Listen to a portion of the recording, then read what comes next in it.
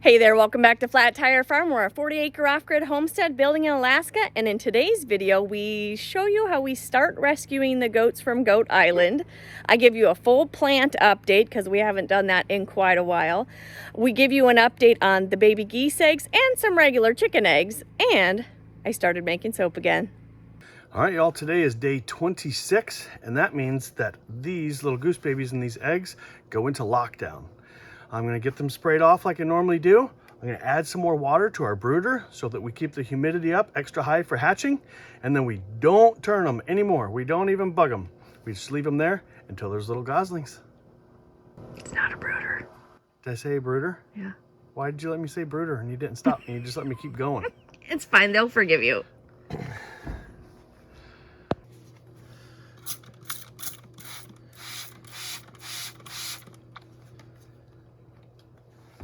Okay, now we're gonna put a little bit of extra water in our incubator, not brooder, so that we can get our humidity up to about 75%. While we're incubating the eggs, not brooding them, we want the humidity around 55 to 60%, but for hatching, we want it to be up around 75%.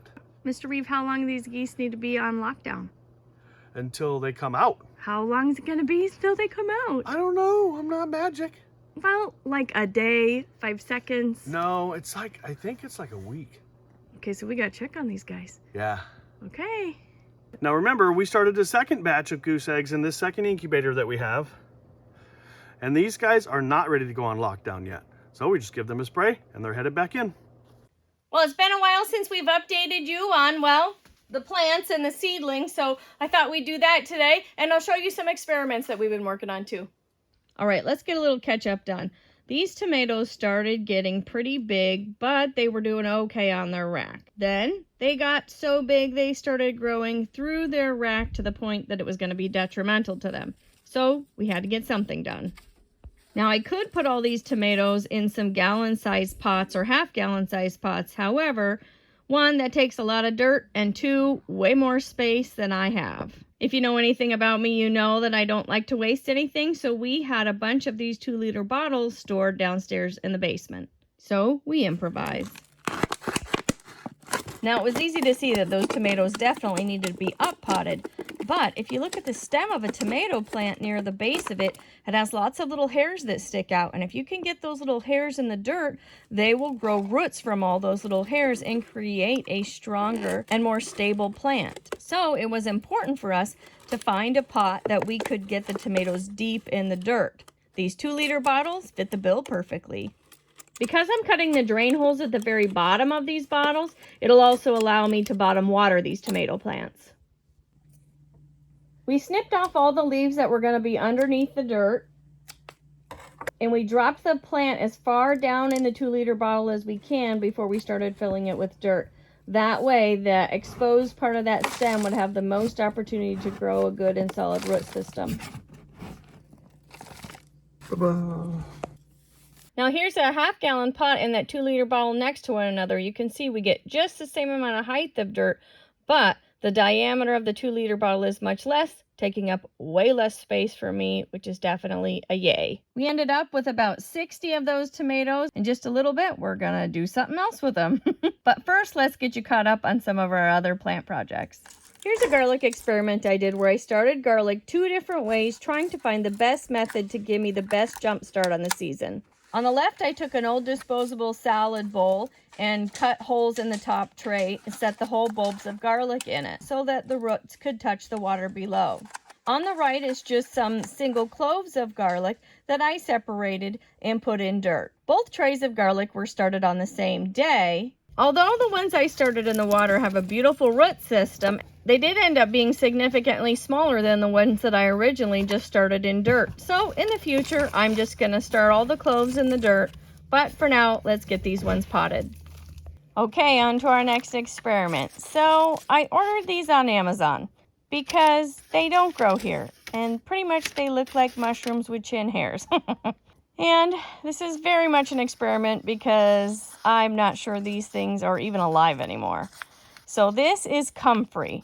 Comfrey does not grow native to Alaska. It grows in some northern states like Washington And my friends did have one that they brought up from Washington and overwintered here. Pretty much to me, this just looks like what Ursula the Sea Witch turns you into when she's mad, like those little gooey mushroom people. But, and here are those comfrey plants. Look how big they are. They all did beautiful. They're about 10 days old now. Awesome.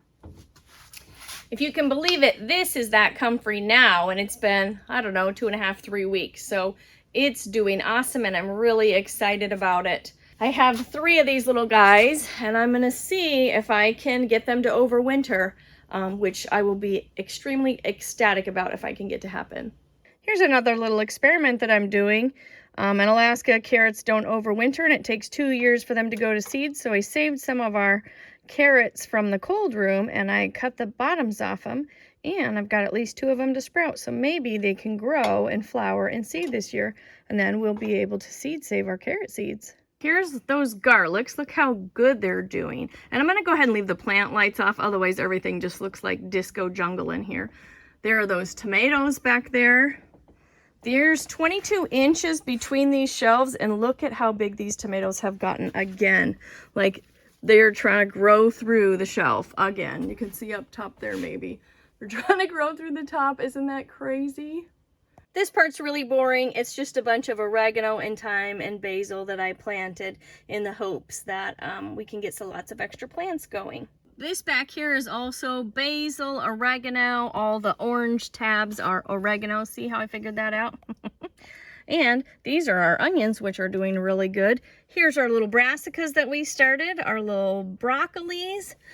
Here's another variety of tomatoes, subarctic plenty, and they're ready to be up potted, but whew, there's just no room in the inn for that. More tomatoes, more tomatoes, more tomatoes. Little teeny bits of dill are growing. I'm sure you're shocked, but there's more tomatoes. Here's that cilantro that I grew from just that coriander seed. We've been eating on that. Let's see what's up here. All that is peppers. Oh, more peppers. And back there, back there, more tomatoes. We are running out of room on the plant racks over there, so I have now taken up my dishes space with, these are some squashes and some parsley that we're growing back there, and that's just sitting where the dishes go. These little flowers I started are here on the piano, calendula and marigolds, because those are Mr. Reeve's favorite.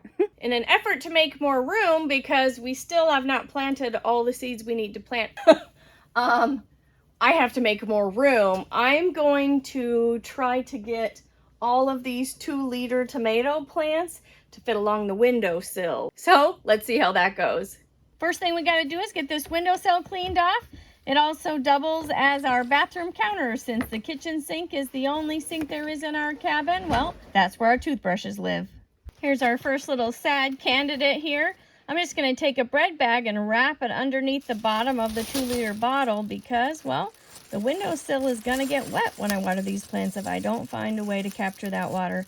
And I don't have a bajillion teeny tiny little plates to stick underneath all these 2-liter bottles.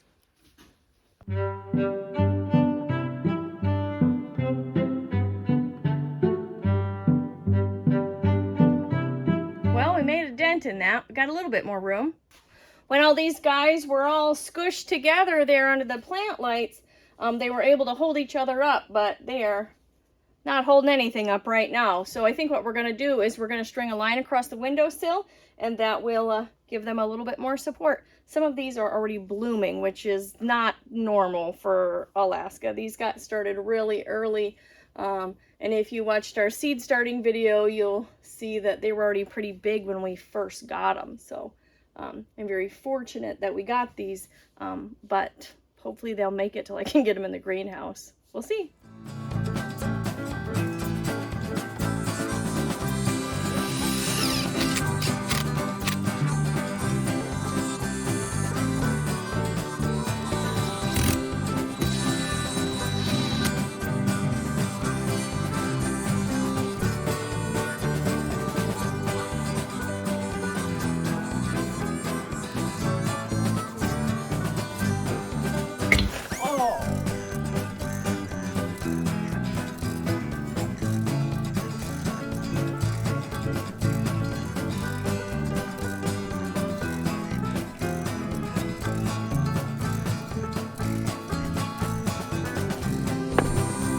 that didn't come out looking too horribly shabby. I'm glad I put the screws on the inside of this window frame.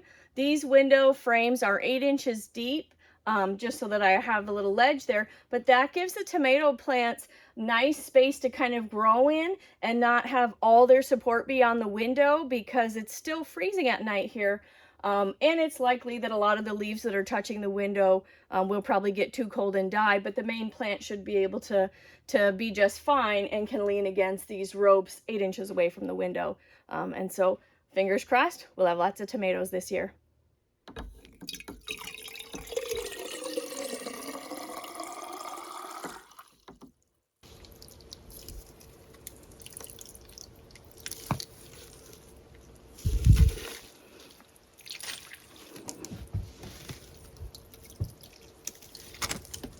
Well, it's definitely egg season around here. The geese are still laying, but they're really slowing down. And as you can see, the chickens are ramping it up.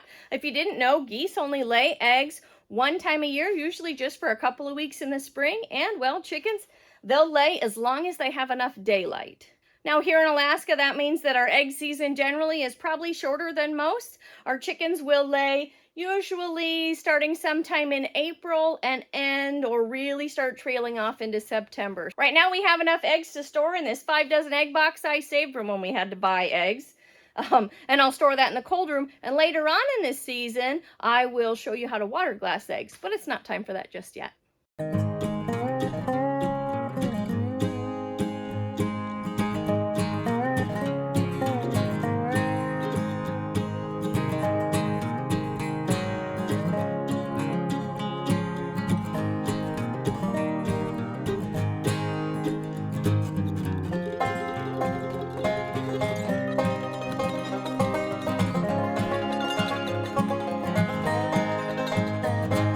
Well, we got that whole box filled that can't close because the eggs are big. And I still have this whole thing left. We had way more eggs than I thought. Looks like we're going to be having breakfast for dinner for quite a many nights. Hey, honey, what's for dinner? Eggs. I mean, quiche. Woohoo!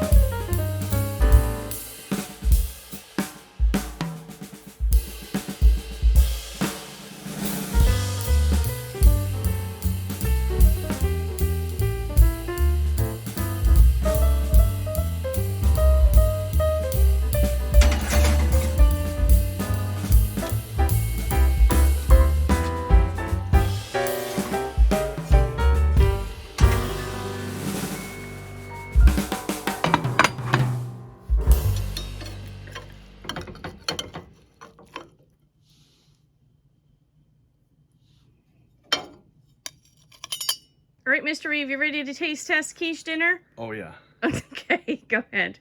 I'm excited. Don't worry, that's just your first piece. There's plenty more pieces after that.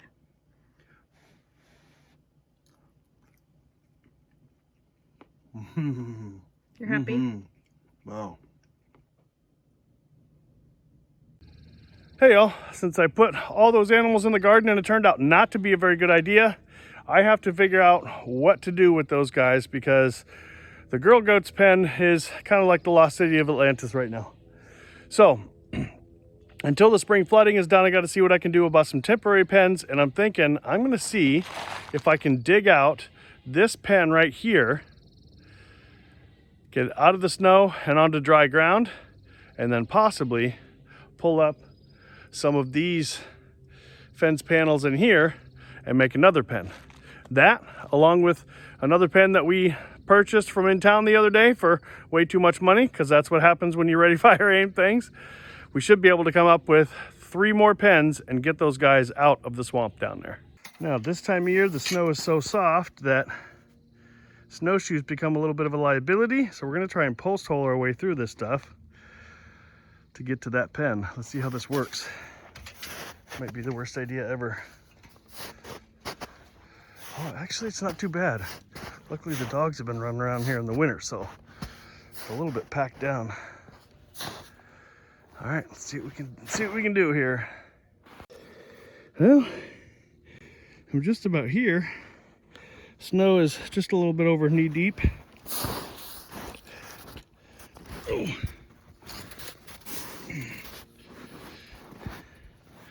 And Houston, we got a little bit of a problem.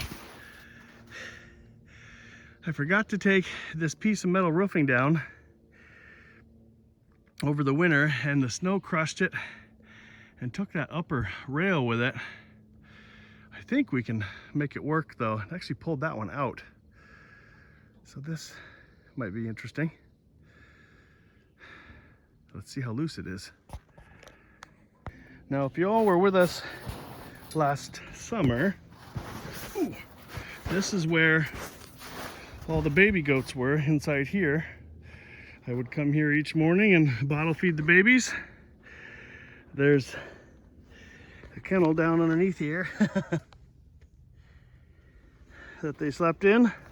There's another one under there somewhere. Let's see if I can get this dug out and see if I can get this pen moving, or see if it's frozen to the ground. Well, that did not go exceedingly well. So that metal roofing that is in there is bent at a 90-degree angle and jammed between the two sides, and I can't really get that freed up out of there, and it's almost thigh-deep snow. So I'm gonna stop and I'm gonna start focusing on getting some of these guys out. I've wiggled a couple on that side and they're actually loose from the ground, so we're gonna go ahead and get us a wrench and see if we can't start popping these things loose and bringing them out of here. Well, these fence panels are coming out, but not easily. I've had to chip them out of the ice in order to get them to come loose.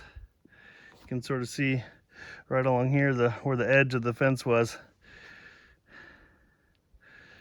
But that gate section was very deep into the ice. Now we just got to keep going and get a couple more of these sections here. And they're buried in about 3 foot of snow.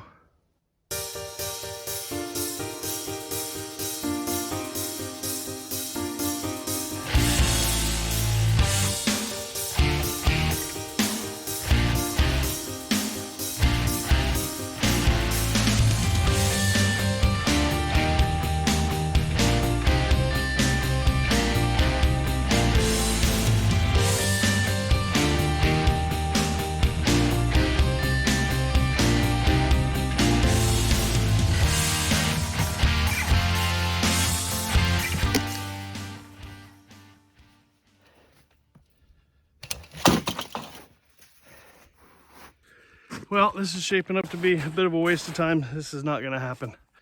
Now, during the summer, you can see these sticks and whatnot running through the fence there. During the summer, we had fed so much brush and whatnot to the goats when they were in here that as they ate it, the brush fell down and the stems, twigs, whatever, came down. And here's another one that's poking through right there, another one right up here.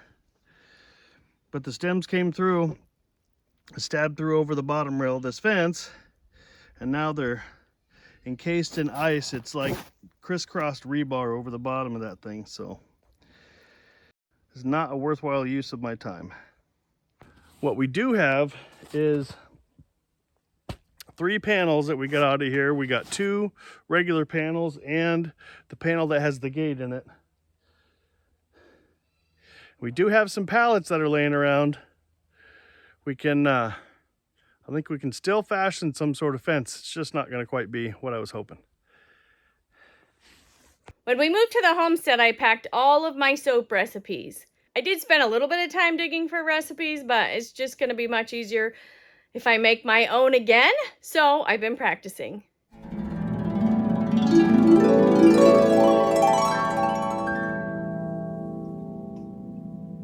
Now I really want one of those fancy wire cutters for soap, and Mr. Reeve can build me one, but he's busy, you know, building a homestead and a barn, so he's busy right now. So I'm gonna try to build my own out of this extra cutter that I have. We'll see how it goes.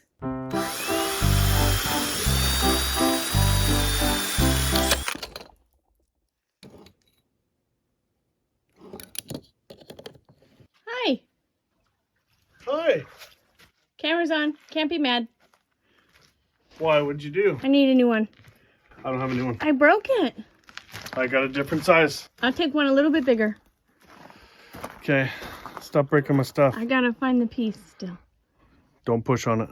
Yeah. You can't push on bits this small. Okay, I need a bigger one then. You're trying to video me because you think you'll be in trouble if you don't video me. Yeah. You're funny. We should probably tell everybody I really never get in trouble. I know it. Yeah, you break way more of your own tools than I break. Hey. It's true. Yeah, I blame it on you though. That's fine.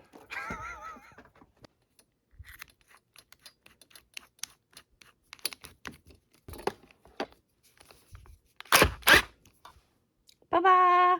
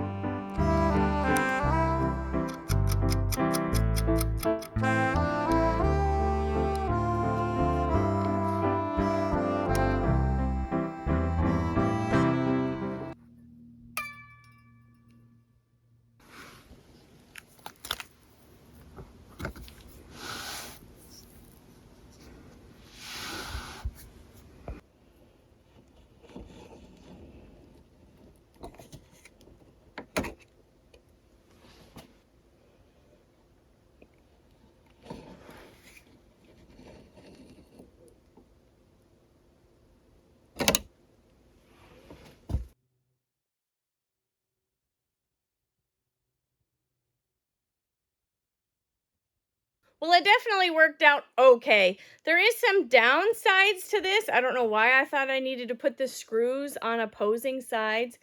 That meant that I can't put it up against my soap mold. And also when I tightened this guitar string so tight, it pulled these little metal pieces in towards one another, because this isn't a full metal, a full piece of metal. It's two pieces that are kind of riveted in here. And so it squished it so tight that when I go to put it in my soap mold, it won't go down through the slots because these little metal pieces get in the way, so I can only go in the front. So until Mr. Reeve has the extra time to build me one of those fancy wire cutters that I want, because I'm not buying one for $300, this will have to do.